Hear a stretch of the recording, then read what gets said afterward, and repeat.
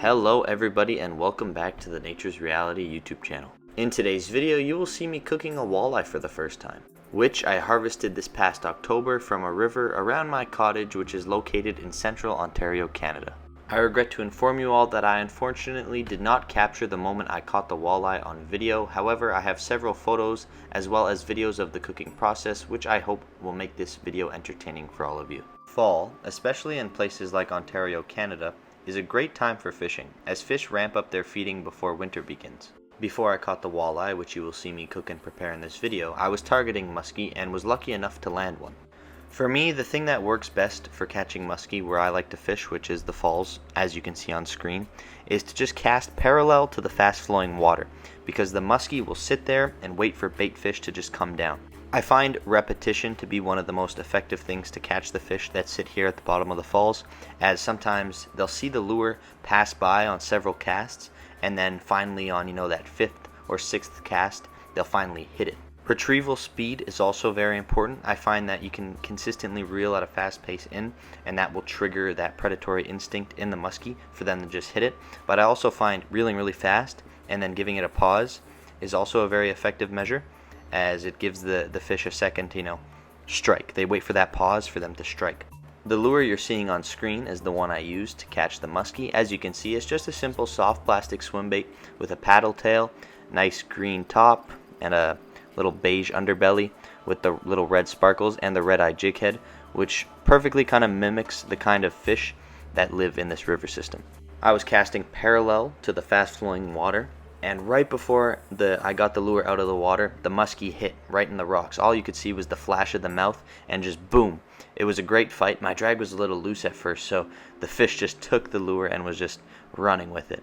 But ultimately I was able to land the fish and release her safely. Now on screen is the kind of lure I used to catch the walleye. The ones right there in the bottom right, that kind of brownish color with the green and red sparkles.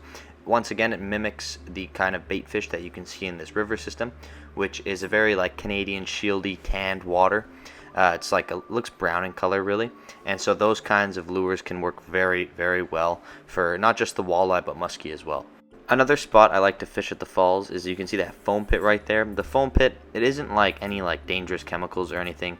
I mean, it could be. However, in this particular river, it's just kind of the natural accumulation of organic matter in the water, and it all kind of just gathers there. Anyways, the foam pits are the perfect place for the fish to sit, because those are usually areas where the current isn't too strong. So the walleye and muskie, they'll just sit under the foam pit and kind of just wait for the bait fish to come by them, and the current isn't as strong there, so they're not constantly having to fight the current. They can just wait for their food right there easily. And when I caught the walleye, I was casting my lure in one such foam pit with a 1/4 ounce jig head and that plastic swim bait I showed you from earlier. And that walleye must have just been sitting there, because as soon as my lure hit the water, the walleye just struck. And I feel like walleye, sometimes they give you a good fight, sometimes they kind of just feel like you're reeling in like a stick. But this one gave a very good fight.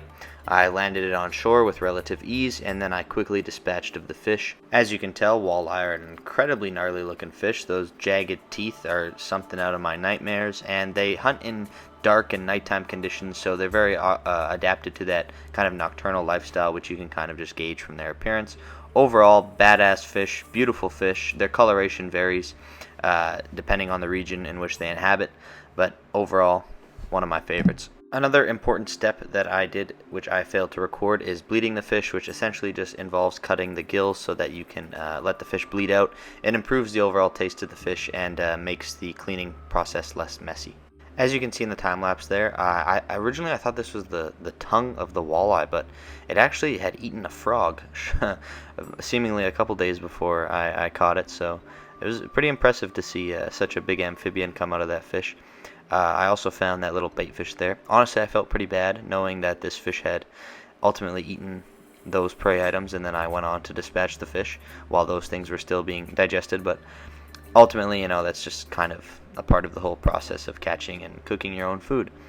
You also please have to forgive me, because this is my first time ever cleaning a fish, so I was going kind of off YouTube videos. I failed to take the skin off well, but I got decent fillets, and the knife could have been a little sharper. I have since gotten a new knife. This one's kind of old. It probably could have used a sharpening, but I didn't do that. Either way, I tried to make do as best as I could, so enjoy this very amateur fish filleting process that wasn't so much a fillet. In terms of batter, I just added kind of basic seasonings like chili powder, cayenne pepper, paprika, salt, pepper, probably some garlic powder and whatnot. I just did like an egg and then flour mixture kind of thing. And once that was ready to go, we went and had to go find some stuff for our fire.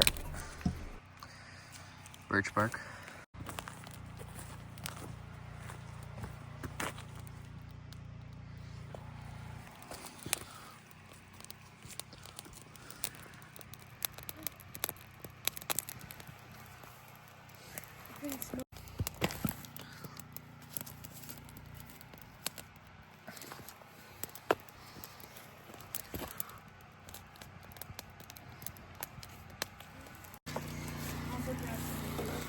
Here, see these like wide and flat ones? It'll be good for a strong fire.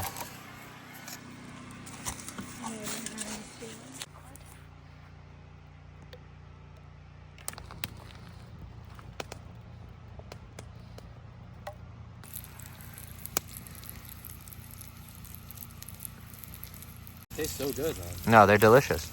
And the amount of meat on this guy was crazy. Yeah. I'll show you the video. Me fishing. Yeah, but you only caught I nothing. brought Zach some nets, so. Yeah? Yeah, we can actually properly land one. So. Dude, the muskie was so sick. To land it?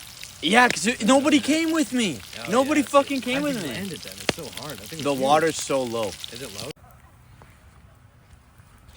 Alright, there you go. Oh no, sweet. Thank God for that ad, eh? Well, everyone, that concludes today's video. Thank you so much for watching. I really hope you enjoyed it. It was definitely something different, and I definitely enjoyed making this video as well as using, you know, my outdoorsy adventures as something on YouTube. I'll definitely make sure to actually capture me catching the fish on video next time. Besides that, make sure to like and subscribe. Let me know in the comment section if you'd like to see more content like this, because I spend a lot of time outside, and I definitely like going on adventures, and if I can share all these adventures with the broader Nature's Reality crowd in the world, then I would really love to do that. Once again, take care.